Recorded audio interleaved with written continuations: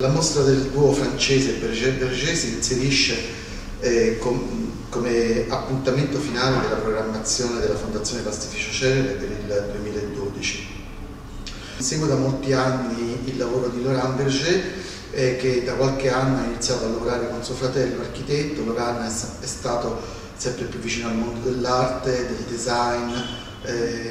Credo che le ultime biennali di architettura ci abbiano insegnato molte cose e credo che anche molta architettura francese in questi anni, a partire da Philippe Ram, di De Fiuzza Faustino, hanno, come dire, fatto vedere un mondo dell'architettura che è molto più vicino all'idea di un'archipercezione, rifiutando un po' l'architettura euclidea e rifiutando un po' l'architettura, come dire, modulare, albertiana, verrebbe da dire. È la ragione principale per cui mi è piaciuto invitare, ho desiderato invitare Laurent e Cyril Berger a realizzare un progetto negli spazi della Fondazione che ragionasse proprio sulla questione della percezione.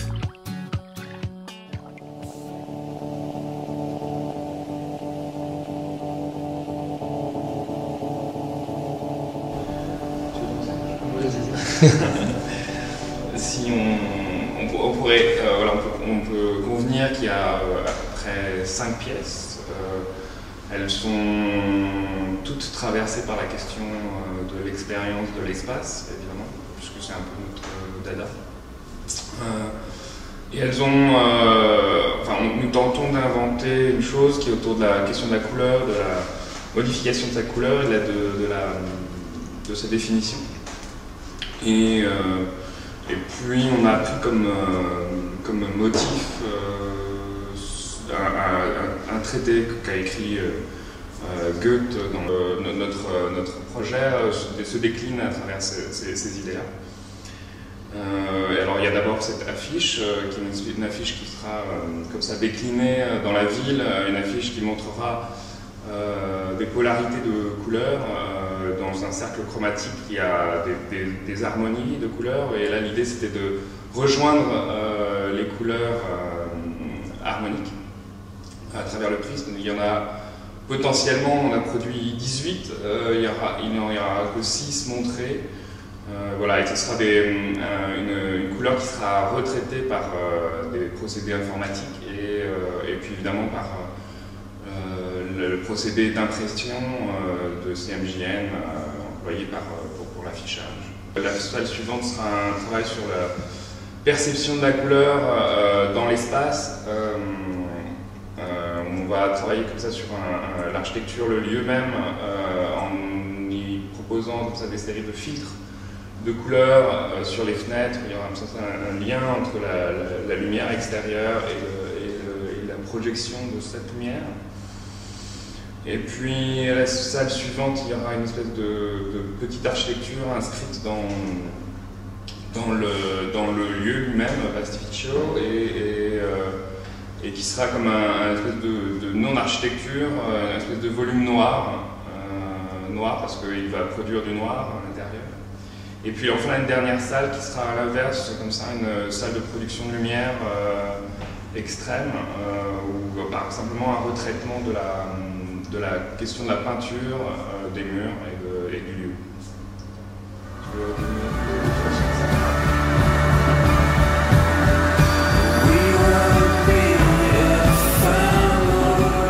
Cette salle blanche du White Cube, qui en fait est un projet de lumière dans le sens où c'est une peinture comme ça qui réfléchit les lumières. C'est à la fois aussi travailler sur l'invention de la peinture blanche qui elle-même liée à l'invention d'un type d'espace qui est l'espace d'exposition, qui est cet espace comme ça, une nouvelle machine à exposer, quoi, pour reprendre l'expression de Corbusier, la machine à habiter. Bon, là, le White Cube, c'est comme ça, une sorte d'invention d'une typologie, parce que finalement les objets qu'on produit pour les White Cube sont des objets qui ont assez souvent plus d'autonomie une fois qu'ils sont sortis du contexte qui est le White Cube.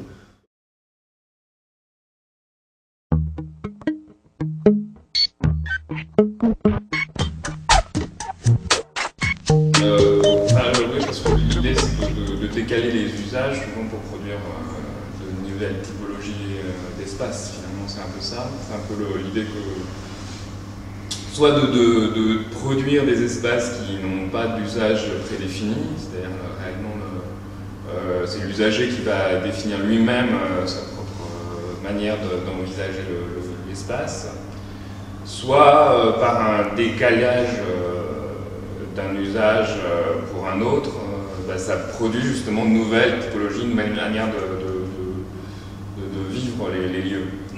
Et finalement, puisque on reste assez simple dans les géométries qu'on met en place, ce sont des géométries plutôt simples, les carrés, les cubes, les machins, enfin, c'est vraiment très... Mais comment ces simples objets peuvent être vécus différemment, simplement parce qu'on a juste à définir son usage. Alors en l'occurrence, pour les feuillets d'hypnose, pour la cour d'honneur, l'enjeu c'était de poser un objet d'architecture sur un plateau de théâtre, alors que c'est comme deux antinomies, une chose qui n'ont pas normalement forcément à voir. Sauf qu'évidemment, la question du théâtre, elle se produit dans un lieu qui doit être défini, simplement la question même du théâtre lui-même physiquement. Il y a plusieurs subversions dans le projet, parce qu'il y a cette idée que le dispositif subvertit les codes de la représentation en présentant un espace de vie, et lui-même cet espace de vie, et ensuite forcément il a une prise avec l'histoire de l'architecture, et donc dans l'histoire de l'architecture lui-même il y avait comme ça cet enjeu d'une sorte de microclimat voilà, intégré. Il y a plusieurs subversions dans le truc, comme ça, plusieurs et ça permettait finalement de déjouer les attentes qu'on peut avoir souvent pour un spectacle où on vient à telle heure, la lumière s'éteint, il y a le spectacle qui commence et à la fin on applaudit. L'idée c'était plutôt de proposer au projet une extension de son domaine.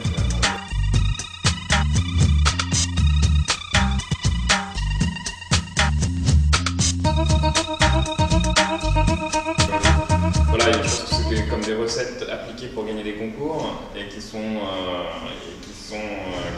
pas vraiment de sens pour la fabrication de l'architecture. L'architecture, elle s'invente à partir de principes qui ont des dimensions comme ça, qui génèrent. Évidemment, l'idée c'est pas de produire de l'énergie, de consommer de l'énergie au maximum, etc. Donc l'idée c'est quand même de produire des objets qui ont un équilibre dans le monde, qui soit en phase, mais qui est donc inhérent avec ces sujets-là, mais qui ne sont pas forcément des recettes pour de la communication.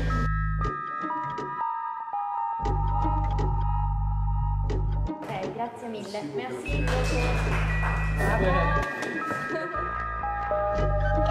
So, Herr Opening was